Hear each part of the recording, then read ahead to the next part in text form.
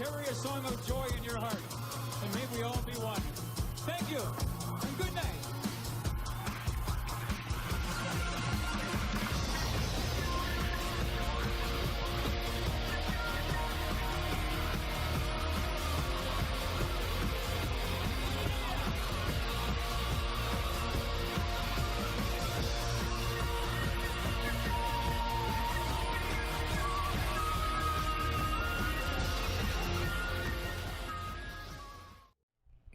When he was talking about his concepts, the Nazis overheard, and they decided they wanted to have a talk with him about what he had figured out. Well, they were so impressed, they went ahead and kidnapped him and made him a slave, which they were well known for doing. And very shortly after that, the Germans began to fly various types of discraft using the Bell engine, the DISCLOSE engine. There would be three for triangulation to focus the gravitational waves. They did try to use conventional kinetic weapons on these craft, but it did not work out very well because after the report of the weapon, it would cause the craft to move around and become very unstable. They very shortly after the war, they started to learn how to use different types of directed energy weapons. And they started to use directed energy weapons on their craft, but they were not armed craft. It's one of the concepts for the Bell. How many think that it was all done with at the end of World War II and the armistice, and there was no more Nazis anywhere and they were all gone and done? It was all over. Anyone think it was all done and over with? Yeah, not all done and over with at that point, unfortunately. So because the sort of highest apparatus of Nazi engineering was developing and working on reverse engineered extraterrestrial technology at that point, which they got from a number of sources. You know what happens when you give the bully in the class a stick. You're going to go around and start whacking people on the head with it. So the first thing that they did was develop an aircraft based on a magnetogravitic propulsion system that allows, sort of a pressurized mercury spinning around thing. I'm not going to get into details of that either, but that is what sort of allows this sort of magnetogravitic anti-gravity lift. Now, this was not a fast vehicle. It was more like not much more than a floating tank. So it could hover above the battlefield and, people could send radio reports back about whatever was happening, but it was not a fast vehicle, and it had what appeared to be from the photographs, about an 18 millimeter anti-aircraft gun mounted underneath that could defend itself. But again, this is not really an attack vehicle. It was really designed for intelligence and observation more than anything else, and as a test run. The vehicles that came later, the Vril 1 and the Vril 2, were a bit more sophisticated. We presume that the Vril 2 did have an out-of-atmosphere capability, that it did have a space traveling capability. We don't know exactly how many hundred thousands of miles they got above the atmosphere, but they definitely got out and came back before anybody. So the Nazi space program was the very first space program in the 20th century. We can't count that as the first space program on Earth, because we actually can go back to ancient space programs, for those of you who haven't taken a study of ancient aliens. Well, since the Nazis could go into space, they started to do so, and they found out very quickly that it can be a rough place. So they began to develop the alliances that they had made through the Vril Society, and really started to make deals so they could go to the moon and set up a base, visit Mars, set up a base, without having any pushback from the people that were already there. They cut a deal with the Draco that allowed them to not only stay in large caverns in Antarctica, but also on the moon.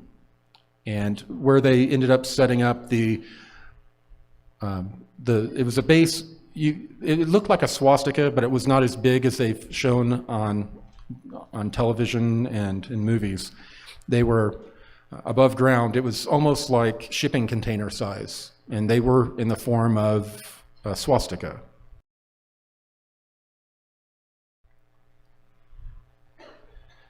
Yeah, that's the nasty group they worked the closest with because they had the same polarity or alignment. Of course, this all began through a channeling group, the Vril Society. And I think they found the most unattractive women they could to be on the in the society. Vashta put together this these few pieces of art here to depict, and that should not be a black sun symbol behind her. It should be a Vril symbol. But this shows the technology of the Vril machines. They were extremely advanced. The Vril Society, they were not wanting to create this type of technology for war. They were looking to expand their knowledge and to bring spiritual knowledge to people as well. That's why they were more interested in the contacts they had with the Nordic groups. Once they had been in contact with the reptilians, they then started to contact people in associated societies, and then the Nazis found out about it very quickly, and they were brought in and questioned heavily. Being that they did not have a fully fledged Air Force at the end of World War II, they could not make any sort of aggressive move with their new technology. Rockets were becoming sort of their latest thing, but they still had, you know, really good airplanes, really good tanks, and the best methamphetamine in the world to give to their soldiers to create the Blitzkrieg.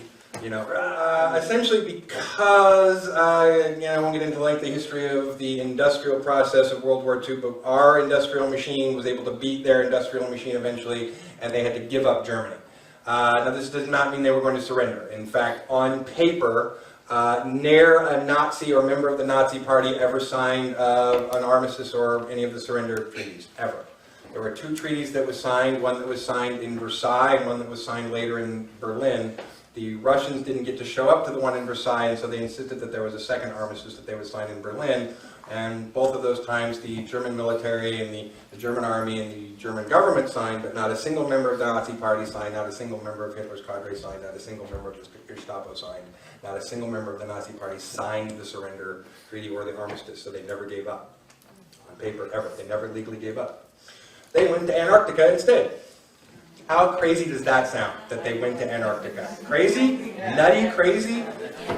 Well, in 1947, Operation High Jump was activated, and the Germans had been informed about some ruined cities, and also caverns that were under the ice and underground.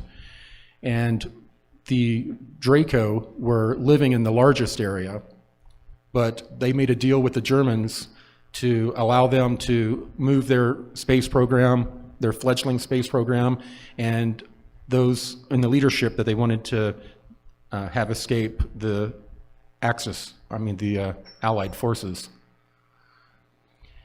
And I think y'all are familiar with this one. That's the Anshar craft up the top.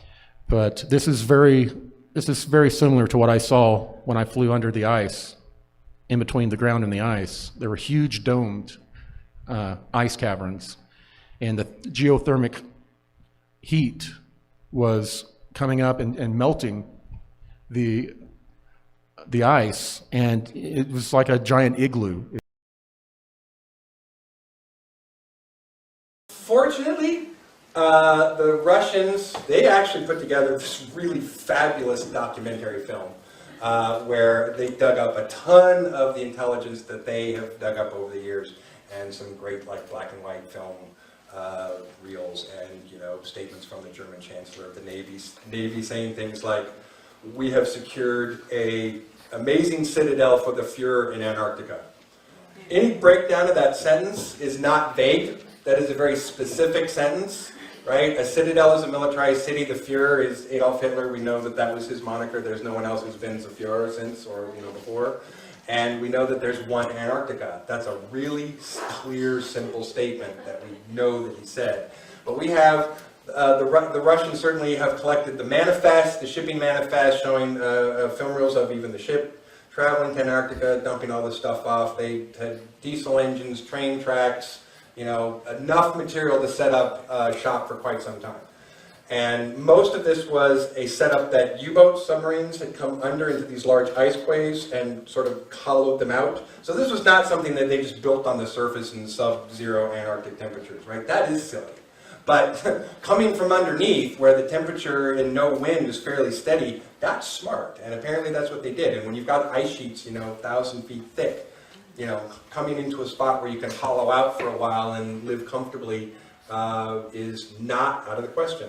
Especially if you decide that you're going to spend every last dime that you have in your military apparatus to do that, because otherwise you're all going to have to get hauled away in handcuffs, and you know, that's no fun. So what we also know is that Admiral Byrd and an entire Navy fleet was also sent down in something we call that was called Operation High Jump. Operation High Jump was Admiral Byrd's trip to go down to Antarctica, kick the crap out of the Nazis, sort of clean up what they thought was just a little bit of a problem that they were going to have to deal with. And they had certainly seen all this U-boat activity across the Tierra del Fuego, and it was all going to Antarctica, so they were like, maybe they're in Antarctica, we should go down there and check it out. There are some black and white newsreels, the thing that they used to show in the cartoon before movies, way back before, you know, the internet. And there are film reels of Admiral Byrd and the other admiral whose name escapes me, I'm sorry, discussing this mission, the president at the time discussing the mission, and you know, there is a public record that these things have all happened and all occurred. So, and you can be free to look them up and see them. They're all over the internet if you want to find them. Now, the Nazis could only get so far with their resources. They were very familiar with the American industrial might. We were producing 10 planes and tanks for every one they were during the war. So the industrial complex in the United States was coveted because they had big plans. The Draco and them wanted to expand our infrastructure in space, and the Draco ultimately wanted us to fight side by side with them against their enemies and also help them in conquest of other star systems.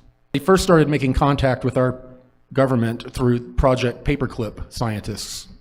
A lot of the Project Paperclip scientists were still in contact with the Nazi factions in Antarctica.